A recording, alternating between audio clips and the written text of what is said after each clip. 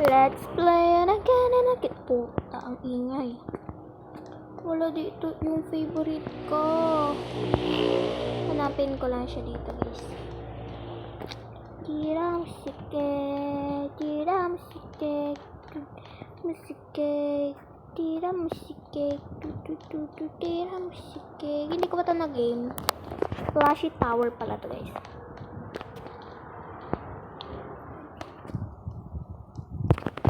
I love CJ. Ay, iba yung narinig mo, te. Iba yung naririnig mo ngayon. So, wag kang mag-interest. Crush ko si CJ. Hindi ko naman yung crush eh. Saka, kay Ate Mara yun. Kay Ate Mara nyo yun. Kasi CJ is mas matanda ko sa kanya. Kaya, I don't think so. Ganito agad. Wait lang. Ito na natin yun. Ito yung daanan.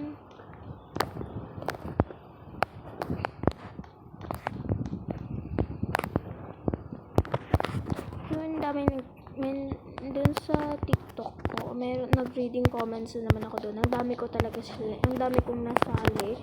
So, kung gusto mo masali kita sa reading comment, check mo lang yung TikTok account ko.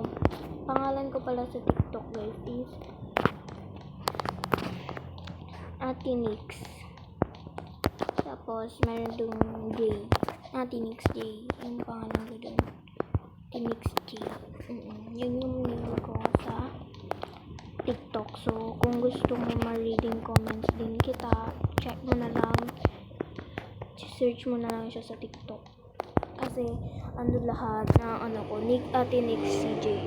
Atinix J pala. Ba yan? Ito kasi si CJ, guys. So, i-just sa akin nung isang araw yata. Yun. Oo, nung isang araw lang. I-just sa akin. Sabi niya, ay, sige ba naman yung repetition? Basta. Bawal ikwento dahil ano to, ano lang, wala lang. Pakay mo ba? Pakay pa ba, te? Joke lang yun, be. Joke kani, nagjo-joke nga na ang taong ini. Nagkikemine, meron nga sa akong, meron akong kwento.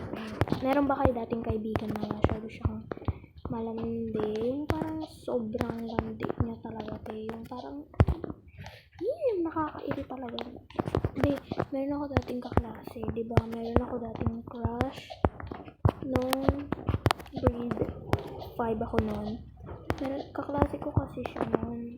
Ano to? Kaklase ko yun. So, syempre ako naman, mainitin talaga yung ulo ko pag nandyan siya, te.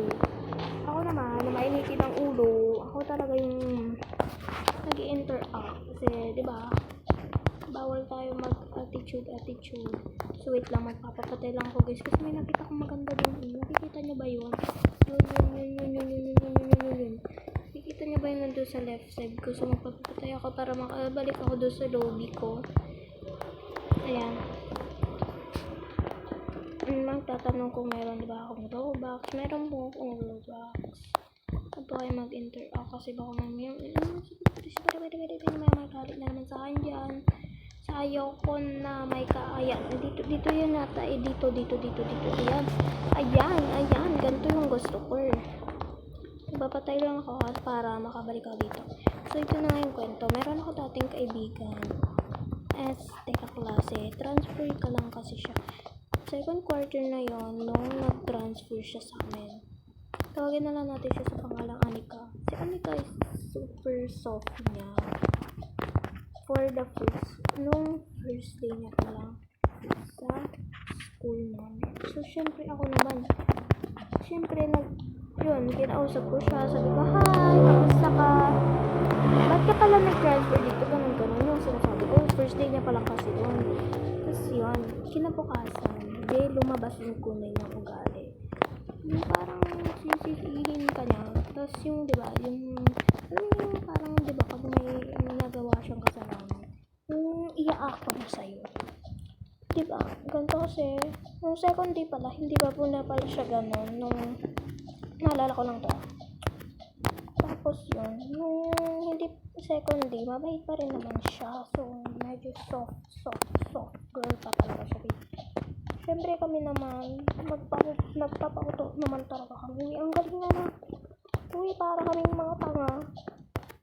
So, yun nga, yung soft niya, yung, di ba, may kasalanan yung isa namin kaklase. Nabasan niya kasi yung phone ng isa naming kaklase pero mayaman naman yung nakabasa.